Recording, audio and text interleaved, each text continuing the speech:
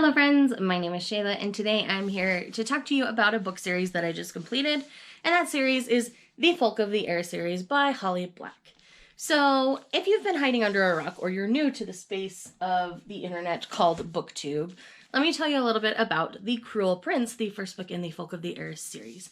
In The Cruel Prince, we primarily follow Jude, who is a young woman who as a child had a man of the Fae, a Fae male, come into her home and murder both her parents. What she doesn't know at the time is that Fae, Maddox, is actually her older sister, Vivian's dad. And so what happens is because Jude has the gall as a young child to stand up to Maddox, he decides to take her and her twin sister, Taryn, with him to Fairy. And so she is essentially raised in Fairy by this Fae stepfather for all intents and purposes. And from there, something happens when she's young, and she incurs the wrath of one of the Fae princes, and his name is Cardan. And so Cardan picks on her, bullies her, all sorts of things. And this story is full of political maneuvering and all of those kinds of things. Mainly, it's a battle for the Fae throne. And it's always been part of it that it has to be someone from this particular bloodline, of the royal bloodline, as you could say, that can rule. But there are people who want to challenge that and change that because they think they would be better rulers in the kingdom of the Fae. So it's really interesting. This Fae world that Holly Black has created is very broad, and through various books, you explore different parts of this world. This is the big series of the world for sure. And this is definitely the most beloved of all of them. I did go back earlier this year and read the Modern Fairy Tales, which is the first trilogy in one bind up, plus an extra story. And I have to say, Holly Black's writing has significantly gotten better with each book. Tithe was the first book, and that one was definitely the hardest one for me to get through. And by the time I got to The Cruel Prince, the hype was real with The Cruel Prince when I read this. And so I did feel at the time that it was overhyped. And so I ended up rating this 3.5 stars. I do plan on rereading it to see if that rating stands now that I've had some time, but I haven't done that quite yet at the time of filming this video.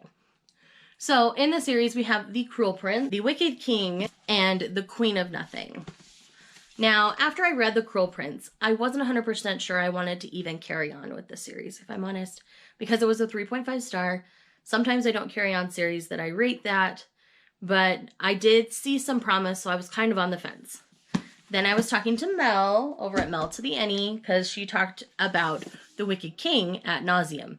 And after seeing her talk about it so much, it convinced me to pick it up.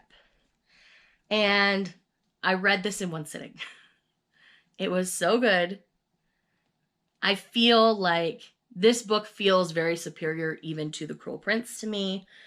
I really thoroughly enjoyed my read of The Wicked King. I feel like the dynamic between Jude and Cardan, I'm trying to keep this spoiler free, so something really epic happens at the end of book one, obviously. And so the dynamic between Jude and Cardan changes, where their power roles are reversed, is all I'll say for that. And it leads to a lot of tension and a lot of angst, and things start to go more romantic in this particular book. And that change to the story helped me a lot. It softened Cardan for me. He wasn't the big bad bully that he feels like he is in the first book. And I really ended up enjoying their dynamic. And once again, something very epic happens at the end of this book. And in it, Jude feels very hurt by Cardan. I'm trying to keep this spoiler for you guys, like, as much as I can to talk about all of them. And then we get to the third and final book in this series, which again was another one sitting, and I absolutely loved and adored this. The first part of this book, Jude and Cardan are apart. That's all I'll say. And from about 80 pages in or so, they're back together in the same place. And that is when the story really took off for me. We get Cardan and his true intentions with Jude and towards Jude. And we get Jude's real intentions and feelings. And all of that is really good. And while all of this is going on, there are still plots to assassinate the person on the throne by her stepfather Madoc.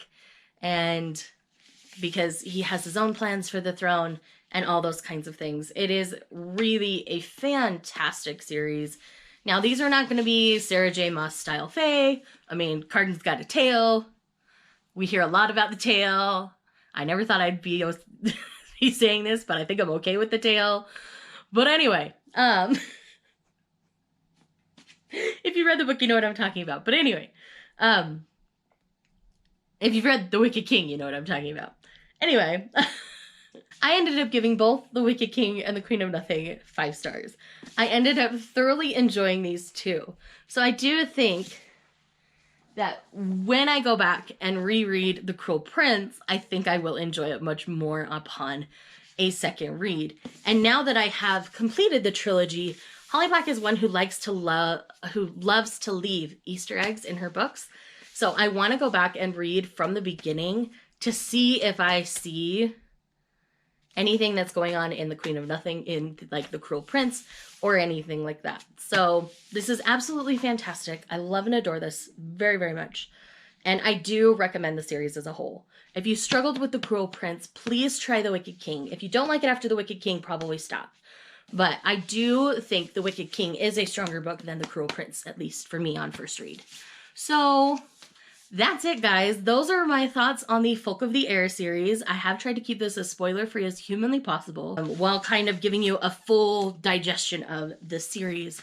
So if you have any questions, please leave them in the comments down below. I will also ask that you keep the comments spoiler-free, or you do the little dot thing so that when the comment just pops up for someone, that they're not going to see spoilers unless they want to see spoilers.